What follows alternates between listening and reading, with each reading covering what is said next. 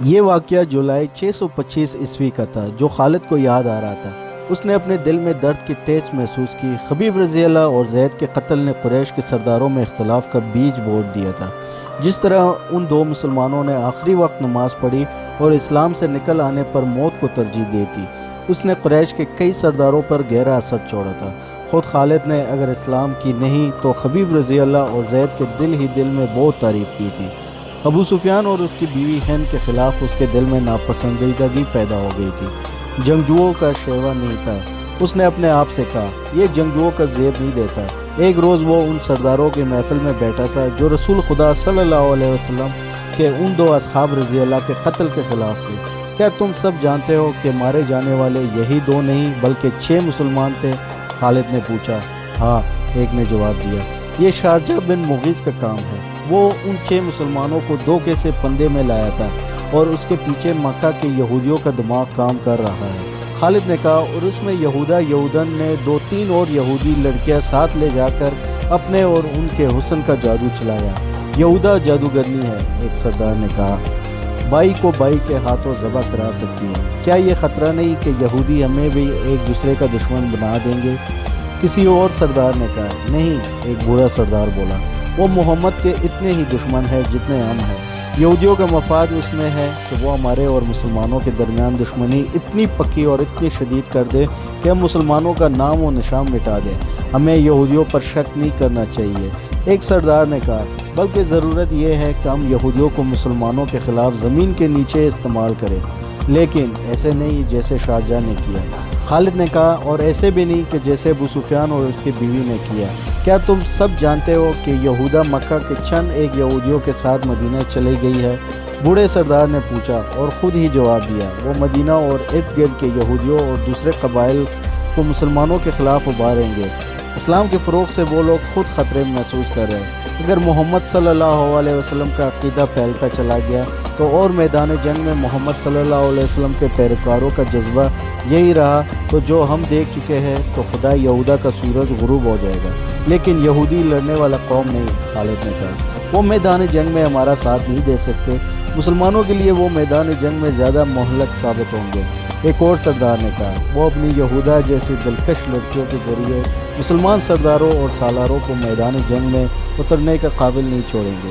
یہودا کا کردار خالد بلا نہ پا رہا تھا اور 4 برس پرانی باتیں اس سے سنائی دے رہی تھی۔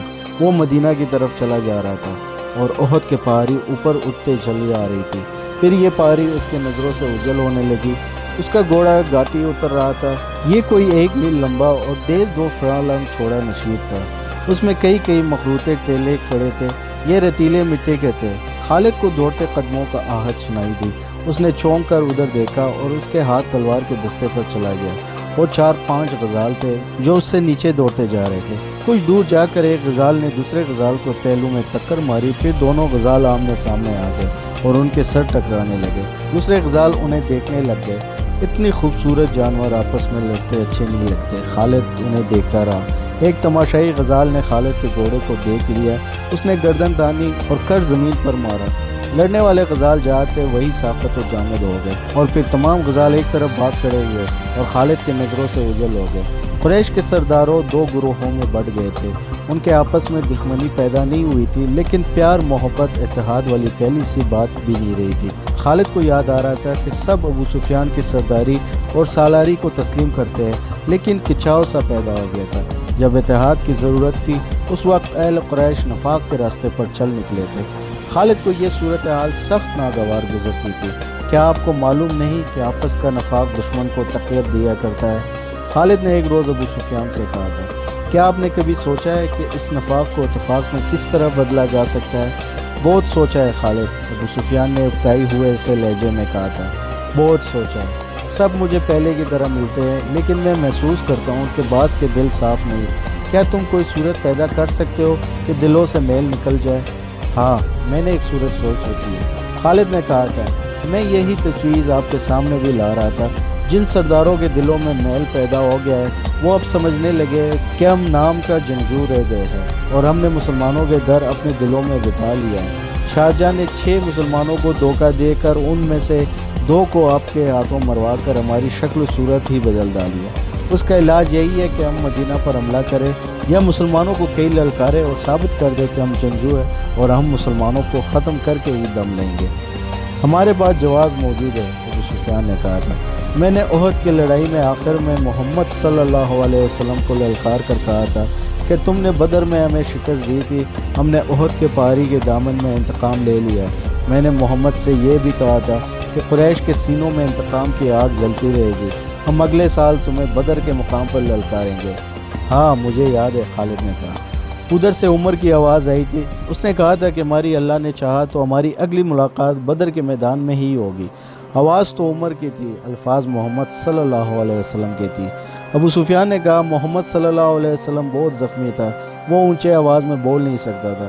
میں محمد صلی اللہ علیہ وسلم کو پیغام بھیجتا ہوں کہ فلاں دن بدر کے میدان میں آ جاؤ اور اپنے انجام کو پہنچو۔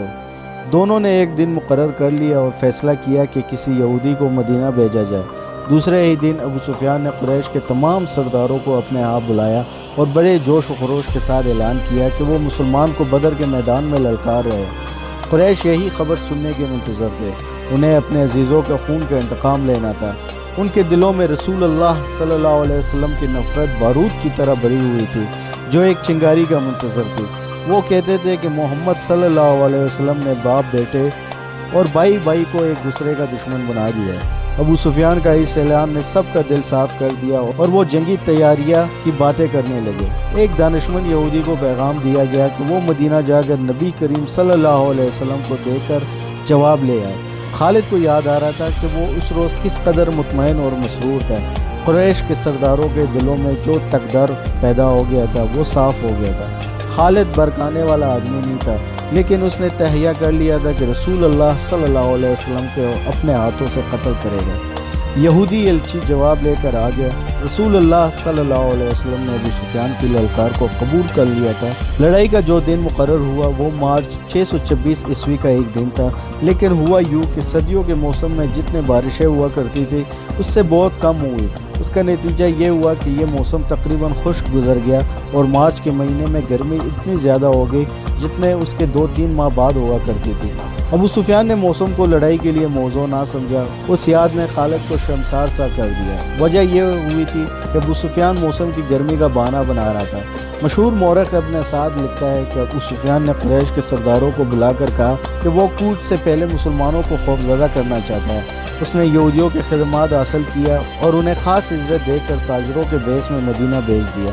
انہیں ابو سفیان نے یہ کام سونپا تھا کہ وہ مدینہ میں یہ افواہ پھیلائے کہ قریش اتنی زیادہ تعداد میں بدر کے میدان میں آ رہے جو مسلمانوں نے پہلے کبھی نہیں دیکھی۔ اس مورخ کے مطابق مدینہ میں اس افواہ کو سچ مانا گیا اور مسلمانوں کے چہروں پر اس کا اثرات بھی دیکھے گئے۔ جب رسول کریم صلی اللہ علیہ وسلم تک یہ افواہ پہنچی اور یہ اطلاع بھی کہ بعض مسلمان پرخوف و ہراس کے اثرات دیکھے گئے ہیں، تو رسول اکرم صلی اللہ علیہ وسلم نے باہر آ کر لوگوں کو جمع کیا اور اعلان کیا، کیا اللہ کے نام لیا وہ صرف یہ سن کر ڈر گئے ہیں کہ قریش کی تعداد زیادہ ہوگی؟ کیا اللہ سے ڈرنے والے آج بتوں کے پجاریوں سے ڈریں گے؟ اگر تم قریش سے اس قدر ڈر گئے ہو کہ ان کے للکار پر تم منہ موڑو گے تو مجھے قسم ہے خدائے ذوالجلال کی جس نے مجھے رسالت کی ذمہ داری سونپی ہے، میں بدر کے میدان میں اکیلا جاؤں گا۔ رسول خدا صلی اللہ علیہ وسلم کچھ اور بھی کہنا چاہتے تھے، لیکن رسالت مآب صلی اللہ علیہ وسلم کے شدائیوں نے نعروں سے آسمان کو ہلا ڈالا۔ یہ سراغ نہ مل سکا کہ افواہ کس نے اڑائی تھی، لیکن رسول اللہ صلی اللہ علیہ وسلم کے پکار پر قریش کے پھیلائے ہوئے افواہ کے اثرات زائل ہو گئے اور مسلمان جنگی تیاریوں میں مصروف ہو گئے۔ دن توڑے سے رہ گئے تھے۔ کوچ کا وقت مسلمانوں کی تعداد 1,500 تھی، ان میں صرف 50 گھوڑ سوار تھے جن یہودیوں کے افواہ پھیلانے کے لیے مدینہ بھیجا گیا تھا۔ انہوں نے واپس آ کر بتایا کہ افواہ نے پہلے پورا کام کیا تھا، لیکن ایک روز محمد صلی اللہ علیہ وسلم نے مسلمانوں کو اکٹھا کر کے چند ہی الفاظ کہے تو مسلمان بدر کو کوچ کے لیے تیار ہو گئے۔ ان کی تعداد مدینہ میں ہماری موجودگی تک 1,500 تک پہنچ گئی تھی۔ ہمارا خیال ہے کہ تعداد اس سے کم یا زیادہ نہیں ہوگی۔ آج مدینہ کو جاتے ہوئے اس واقعے کی یاد نے خالد کو اس لیے شرمسار کر دیا تھا کہ وہ اس وقت محسوس کرنے لگا تھا کہ ابو سفیان کسی نہ کسی وجہ سے مسلمانوں کے سامنے جانے سے ہچکچا رہا ہے۔ خالد کو جب مسلمانوں کی تعداد کا پتہ چلا تو وہ بڑا ہوا ابو سفیان کے پاس گیا۔ ابو سفیان، خالد نے اسے کہا، سردار کی اطاعت ہمارا فرض ہے۔ میں سردار کے حکم عدولی کا روایت قائم نہیں کرنا چاہتا، لیکن مجھے قریش کی عظمت کا بھی خیال ہے۔ آپ اپنے رویے کو تبدیل کرنے کی کوشش کریں، کہیں ایسا نہ ہو کہ قبیلہ قریش کی عظمت کا احساس مجھ میں اتنا زیادہ ہو جائے کہ میں آپ کا حکم اور رویہ کی طرف توجہ نہ دوں۔ کیا تم نے سنا نہیں تھا کہ میں نے یہودیوں کو مدینہ کیوں بھیجا تھا؟ ابو سفیان نے پوچھا۔ میں مسلمانوں کو ڈرانا چاہتا تھا، ابو سفیان، خالد نے اس کے بات پوری ہونے سے پہلے کہا۔ لڑنے والے ڈرا نہیں کرتے۔ کیا آپ نے مسلمانوں کو قلیل تعداد میں لڑتے ہوئے نہیں دیکھا؟ کیا آپ نے خبیب اور زید کے اہل قریش کے بچوں کے سامنے کھڑے ہو کر نعرے لگاتے نہیں سنا تھا؟ میں آپ سے صرف یہ کہنے آیا ہوں کہ اپنے سرداری کا احترام کرے اور بدر کوچ کی تیاری کرے۔ دوسرے ہی دن مکہ میں یہ خبر پہنچی کہ مسلمان مدینے سے بدر کی طرف کوچ کر گئے۔ اب ابو سفیان کے لیے اس کے سوا اور کوئی راستہ نہیں رہ گیا تھا کہ وہ کوچ کا حکم دے۔ قریش کو جو تعداد بدر کو کوچ کے لیے تیار ہوئے وہ 2000 تھے اور 100 گھوڑ سوار اس کے علاوہ تھے۔ قیادت ابو سفیان کی تھی اور اس کا ماتحت خالد، اکرمہ اور صفوان نائب سالار تھے۔ حسب معمول ابو سفیان کی بیوی ہند اور اس کے چند ایک کنیزیں اور گانے بجانے والی عورتیں بھی ساتھ تھیں۔ مسلمان رسول اکرم صلی اللہ علیہ وسلم کی قیادت میں 4 اپریل 626 عیسوی مطابق یکم ذی القعدہ 4 ہجری کے روز بدر کے میدان میں پہنچ گئے۔